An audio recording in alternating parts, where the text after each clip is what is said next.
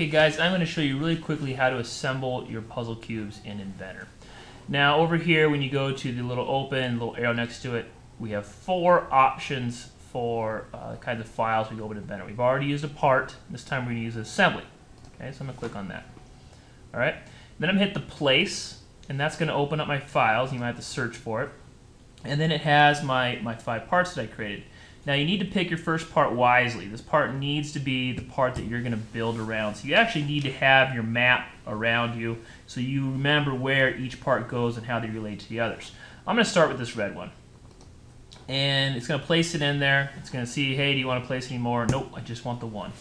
And the first part you place is going to be locked, meaning I can't move it around. Actually, if you look over here, there's a little pin in it, and it's locked. If I really wanted to, I could hit that and turn the pin off, but that's fine. I want it to be there.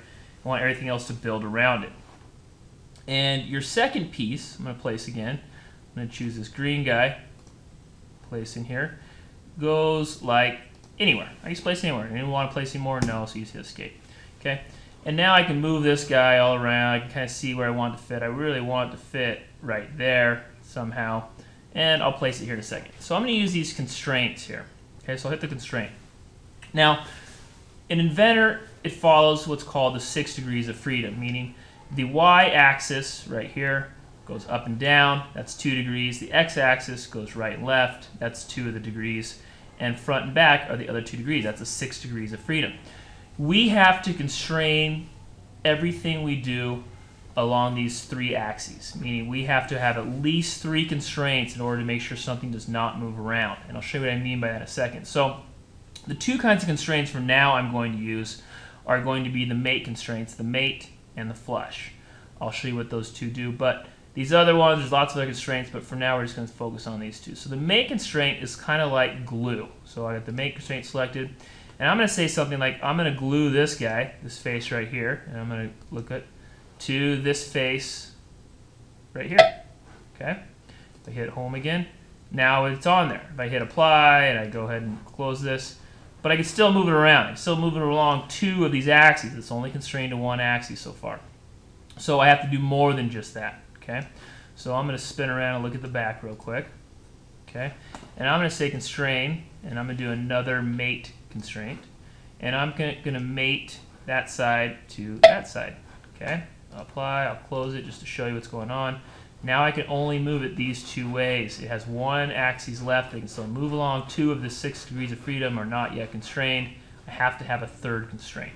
Okay, so I'll constrain one more time. This time I'm going to use the flush constraint. So it's right there. And I'm going to go ahead and say I want this side to be flush or even with that side. Apply, close, boom. Get that little circle across through it. It can't be moved around anymore. Go ahead and hit the home key. There is my guy. And then you go ahead and place the rest of your cubes following that method. If I was to go in here, for example, let's go ahead and place one more. Let's place my blue. Okay, it's right there. Great. I'm going to really quickly constrain it. We'll use a make constraint to start with. Made it to there. Apply. I'm going to use then a flush constraint to get it about where I want it. And flush it to this guy. Okay. Apply, and then I can move it a little bit so I can see what I need to do left, what I left to do. I'll use a make constraint, boom, there, and there, apply, and close.